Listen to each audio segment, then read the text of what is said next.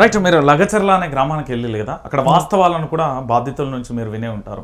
అసలు నిజాలు ఏంటి? ఒక అడ్వకేట్ గా కాదు, ఒక నార్మల్ పర్సన్ గా చెప్పండి. అంటే నిన్న కూడా వెళ్ళానండి, కస్టడీ పిటిషన్ ఉంటే నేను వెళ్ళించాను. నేను క్లియర్గా కొన్ని మీడియాలలో క్లియర్గా చెప్తున్నారు, అసలు రైతులందరికీ ఇష్టమే, ఫార్మాసిటీ ఏరియా డెవలప్ అయితే రైతులందరికీ ఇష్టమే, కావాలని కొందరు చేస్తున్నారని క్లియర్గా నాకు కొందరు ఆ విషయం నేను డౌట్ అడిగా, నిజమేనా అంటే అమ్మతోడు సార్, మా భూములు వాళ్ళకి ఎందుకు ఇస్తాం సార్, మాకు ఒక ఎకరానికి ₹1 కోటి వస్తుంది, 10 లక్షలకు మేము ఎందుకు ఇస్తాం, అయినా ఆ ఎకరంలో మేము 1 ఎకరము 2 ఎకరాలు మాకుంటే ఆ ఎకరంలో మేము పంట పండించుకొని జీవనోపాధి గడుపుకునే మాకు ఆ భూమిని లాక్కుంటా అంటే మేము ఎట్లా బతకాలి సార్, 10 లక్షలు మమ్మల్ని బతకనివ్వవు కదా, నెక్స్ట్ 10 లక్షలు ఖర్చు అయిన తర్వాత మా బతికేంది, ఇదే ఎకరం భూమి జీవితాంతం మాకుంటే ఇదే ఎకరంలో పంట పండించుకుంటాము, ఇదే ఎకరంలో ఉంటాము తింటాము, మేము చేను చెలక ఏదేసుకొని బతుకుతాం, మా ఎకరం భూమి తీసుకుంటే మాకేది, అందుకే మేము మా ప్రాణమైన వదిలేస్తాం తప్ప భూమిని వదలమంటారు వాళ్ళు. ఓకే, ఎన్ని కుటుంబాలు మీ దగ్గరకు వచ్చాయి?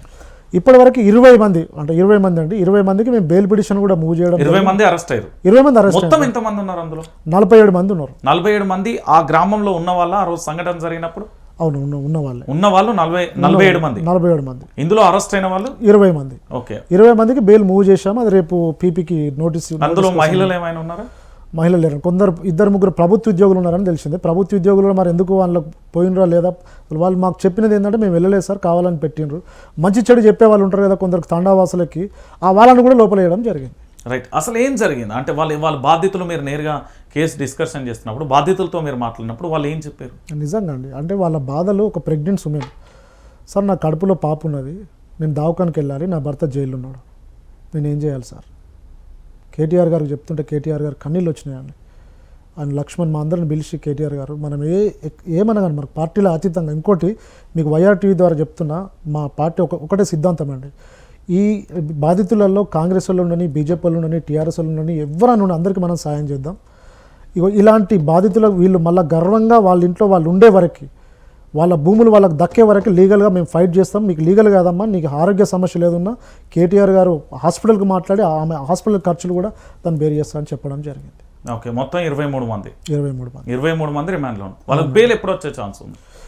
నాకు తెలిసి సెషన్ కోర్టు మళ్ళీ ఇది ఒకటి క్లియర్గా పెడుతుంది. నిజంగా అండి, రైతుల భూములు మీరు లాక్కోవడమే, దౌర్జన్యంగా లాక్కోవడమే కాకుండా వాళ్ళ మీద అటెంప్ట్ మర్డర్ కేసు పెట్టడం జరిగింది. కలెక్టర్ గారు క్లియర్ ప్రెస్ మీట్లో చెప్పినాను, ఎవరు కొట్టలేదని కలెక్టర్ చెప్పిన తర్వాత attempt murder where is the section 109 అనేది క్లియర్ బిఎన్ఎస్ఎస్ది. వీళ్ళందరూ మమ్మల్ని అటాక్ చేసిర్రు, చంపడే ప్రయత్నం చేసిర్రు అని 4 కేసులు ఎఫ్ఐఆర్లు. ఎఫ్ఐఆర్ 145, 153, 154, 155, ఒకే ఇన్సిడెంట్ 4 ఎఫ్ఐఆర్లు. అంటే వాళ్ళు 1-2 నెలల దాకా బయటకు రావద్దు, ఈ భూములు మేము తీసుకోవాలి, ఫార్మాసిటీ పెట్టుకోవాలి. ఇప్పుడు ఏం చేశారు, వాళ్ళ ఫ్యామిలీ వాళ్ళు బయటకు వచ్చి స్టేట్ SC/ST కమిషన్ కలవడం జరిగింది, నేషనల్ SC/ST కమిషన్ కలవడం, రేపు రాష్ట్రపతి గారిని కూడా కలవడం జరుగుతుంది. కమిషన్ సభ్యులు కూడా క్లియర్గా చెప్పడం జరిగింది, అరెస్ట్ చేసిన పోలీస్ అధికారుల మీద మేము యాక్షన్ తీసుకోబోతున్నాం, మళ్ళీ అరెస్టులు చేస్తే సీరియస్గా యాక్షన్ ఉంటుందని. ఈరోజు ఇంకొకరిని అరెస్ట్ చేసినట్టున్నారు మళ్ళీ. అంటే లాను కూడా వాళ్ళు నమ్మకుండా, అట్లీస్ట్ లాను నమ్మకండి అంటే, ఒక మన మనుషులం, ఒక వ్యక్తి బతుకుతున్నాడు, ఎవరికి వాళ్ళు ఇబ్బంది కలిగించట్లేదు, మా భూమిలో మేము వండుకొని తింటామంటే వద్దనడానికి మీరెవరు? ఇప్పుడు దేశమంతా నాకు తెలిసి రాష్ట్ర ఉన్న స్టేట్ కాజ్, ఇది స్టేట్ కాజ్ కాదా నేషనల్ కాజ్ అయిపోయింది. రేపటి రోజు నాకు తెలిసి రేపటి నుంచి భారతదేశంలో ఉన్న జాతీయ పార్టీలు కూడా దీని మీద స్పందిస్తాయి. ఓకే, అంటే లగచర్ల గ్రామానికి అక్కడ మాజీ ఎమ్మెల్యే పట్నం నరేందర్కు సంబంధించి ఆ ఎపిసోడ్ ఏంటి, అసలు ఎందుకు అరెస్ట్ చేసిన మాజీ ఎమ్మెల్యే? ఈరోజు నిజంగా నేను ఆయన కూడా పర్సనల్ అడ్వకేట్గా నేను ఈ కేసులో ఆన్ బిహాఫ్ ఆఫ్ బీఆర్ఎస్ లీగల్లో నేను మా టీం అందరం ఉన్నామండి.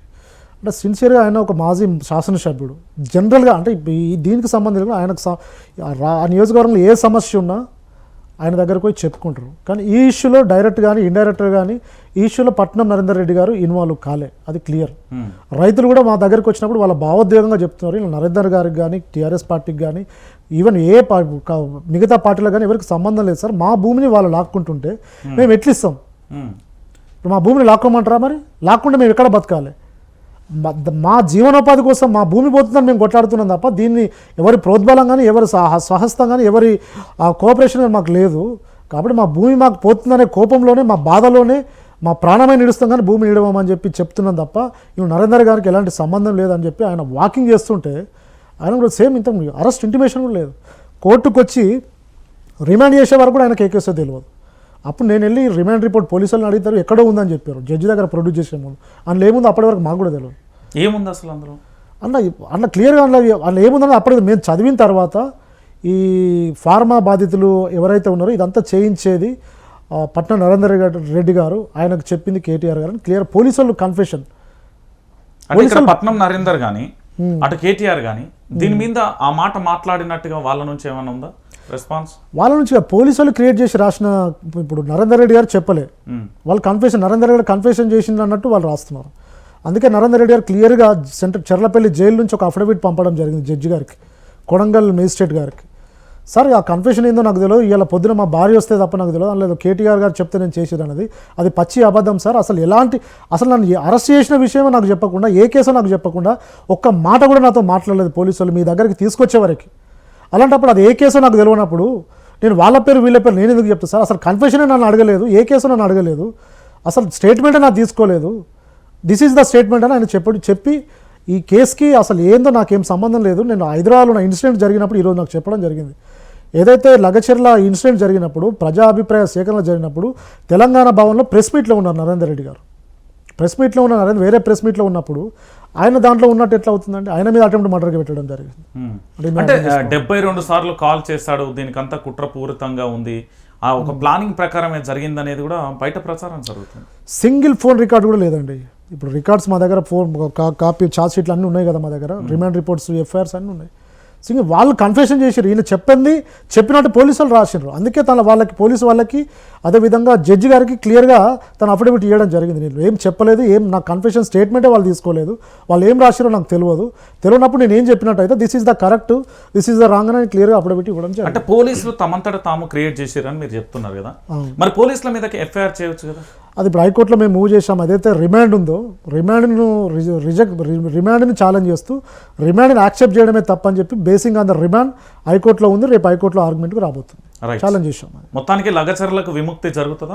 100% అండి. లీగల్ టీం ఉంది దానికి, ఎస్సీ ఎస్టీ సంఘాలు కూడా వస్తున్నాయి, వాళ్ళు కూడా పబ్లిక్ ప్రజాభిప్రాయ సేకరణ చేస్తున్నారు. ఢిల్లీ ఎస్సీ ఎస్టీ కమిషన్ వస్తుంది, స్టేట్ ఎస్సీ ఎస్టీ కమిషన్ వస్తుంది, మిగతా పార్టీలు కూడా మద్దతు తెలుపుతున్నాయి. ఎవరైనా అండి ఒక రైతు తన భూమిని అక్రమంగా లాక్కుంటుంటే సపోర్ట్ చేయాల్సిందే కదా. రేపటి రోజు నాకు తెలిసి కాంగ్రెస్ కూడా ఉపసంహరించుకోవచ్చు ఫార్మాసిటీని. ఎందుకంటే వాళ్ళు చూస్తూ వాళ్ళ జీవన ఉపాధిని, వాళ్ళ జీవించే హక్కును వీళ్ళు కలరాయలేరు కదా అని మా అభిప్రాయం. రైట్, ఫైనల్గా ఏం చెప్తారు? అంటే ఒకటే అండి, అంటే ప్రశ్నించే ఏదైతే గొంతులు ఉంటుందో నేను ప్రభుత్వానికి ఒకటే విన్నవిస్తున్నా, నిజంగా ప్రశ్నించే సోషల్ మీడియా వారియర్స్ కావచ్చు, నిరుద్యోగులు కావచ్చు, స్టూడెంట్స్ కావచ్చు, జర్నలిస్టులు కావచ్చు, అడ్వకేట్స్ కావచ్చు, వాళ్ళ ప్రశ్నలో వాస్తవం ఉందా లేదా తెలుసుకోండి ఫస్ట్. నిజంగా వాస్తవం లేకపోతే వాళ్ళ మీద లీగల్గా యాక్షన్ తీసుకోండి. అందులో వాస్తవం ఉంటే మాత్రం దయచేసి అక్రమ కేసులు పెట్టకండి. అక్రమ కేసులు పెడితే కాపాడడానికి బీఆర్ఎస్ లీగల్ టీం పార్టీలకు అతీతంగా పనిచేస్తుంది, కాపాడుతుంది, వాళ్ళను బయటకు తీసుకొస్తుంది.